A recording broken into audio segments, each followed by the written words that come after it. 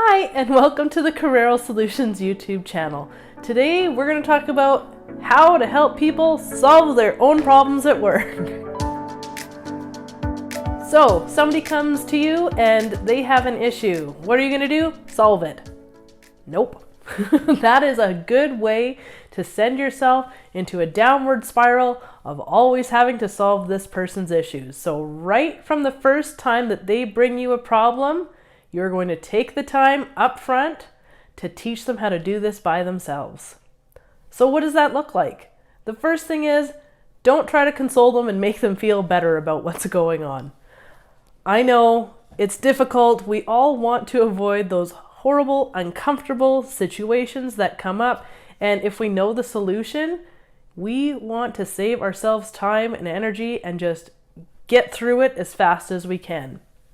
Unfortunately, this creates a horrible circle of you solving all of their problems again and again and again because they don't have the tools that they need, and it's your job to help them with them. So the first part of that is not trying to make them feel better.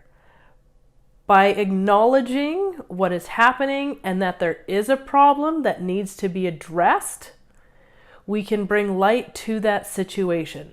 So if somebody runs into your office and says, "Oh my goodness, such and such is happening, tell me what to do." First of all, you are going to make sure that it is an imminent problem that demands attention.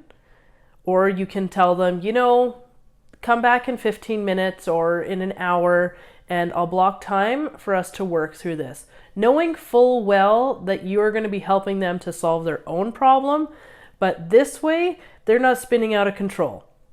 So make sure to set aside your time as is appropriate to your schedule and their schedule and triaging this. So of course, if it is something that you are the only person to have the skill set to do, deal with that.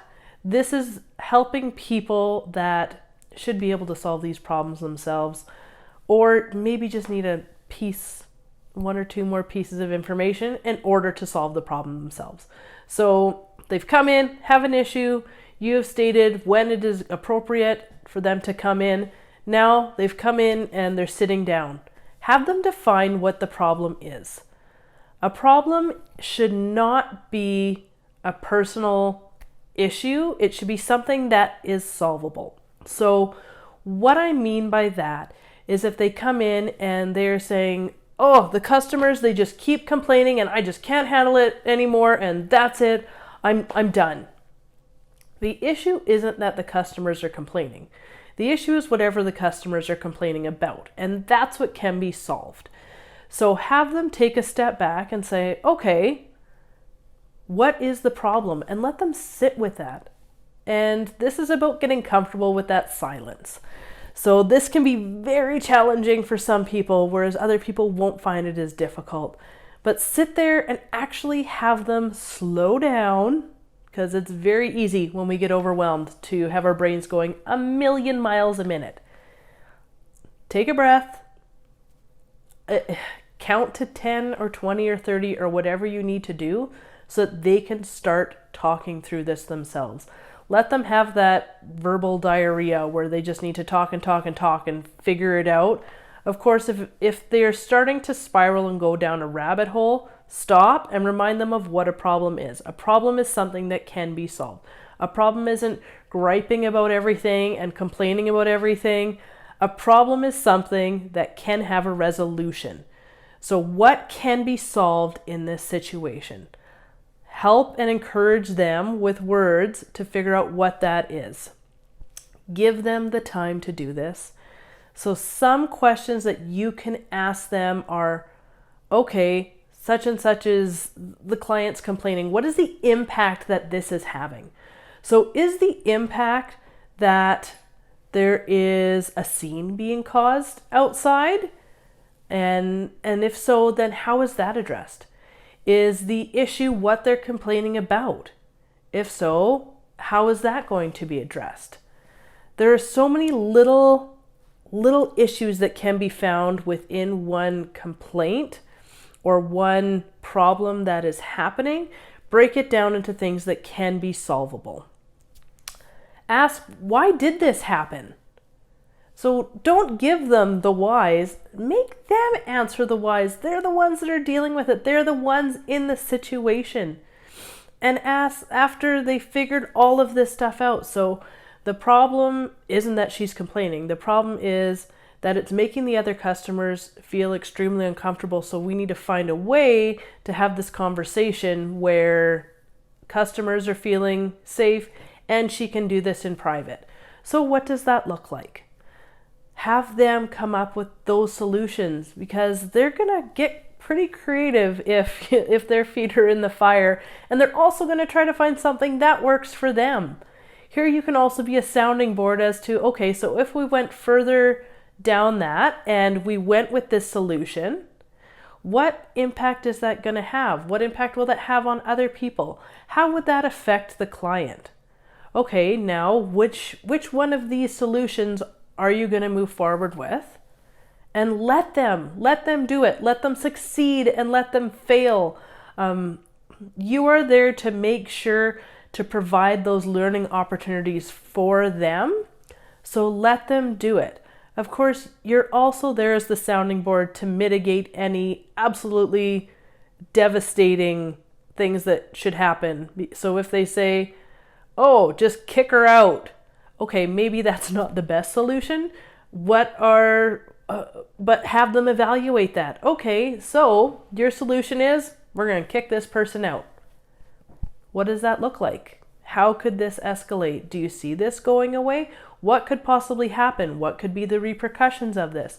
Help them think through this, because the longer that you talk, the more questions you ask, the more their emotional brain is going to calm down, and the more their rational brain is going to pick up and start making some decisions that will align more with what you think should happen.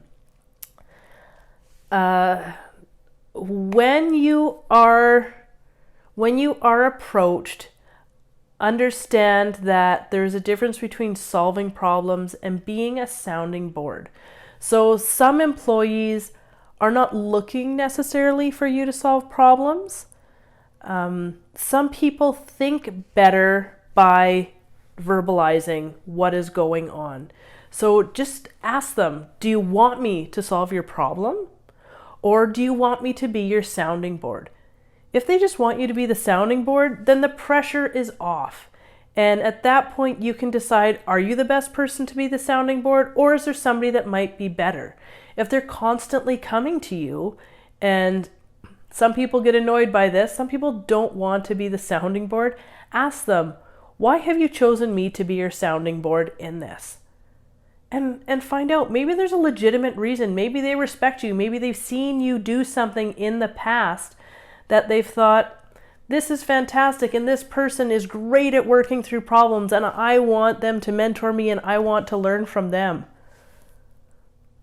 So you need to decide, is there an issue with that? Is this something that you're willing to make a big deal out of? Or are you kind of flattered that, hey, they actually really respect the way that I've done business, and they want to learn from me, so they want to use me as a teacher? If you don't want that, and you know somebody that has also been good at dealing with these problems in the past, link them up together. Maybe they don't know that this other person has the same relevant experience. Take the time to get to know why. Why do they always come to you? Don't view it as your cross to bear. View it as something that is flattering, that they care about what you think, that they care about your opinion, and they think that you're doing a good job. If you don't want to take the time to do it, then link them up with somebody else that does. All right, before we go on to our last tip, make sure to like and subscribe, and we'll move on to our last little bit here. So after you have worked them through this problem solving and they have come through and decided what they're going to do, let them go forth and carry out whatever their solution is, with the understanding that you will be meeting again to discuss how it went. So here is where it's all well and good. You made a decision. They've exerted their independence, and then something doesn't go right. Something doesn't go according to plan, or it even goes fantastically. Maybe they made the perfect choice. Have them come back in and debrief it and say, okay, so what were the repercussions of what went on? And really have them take a look at, if it didn't go well, okay, what information would you have needed to make a better decision? Sometimes you do the best that you can and with all the information, and things still go wrong. That's just life. That's just the way that things go sometimes.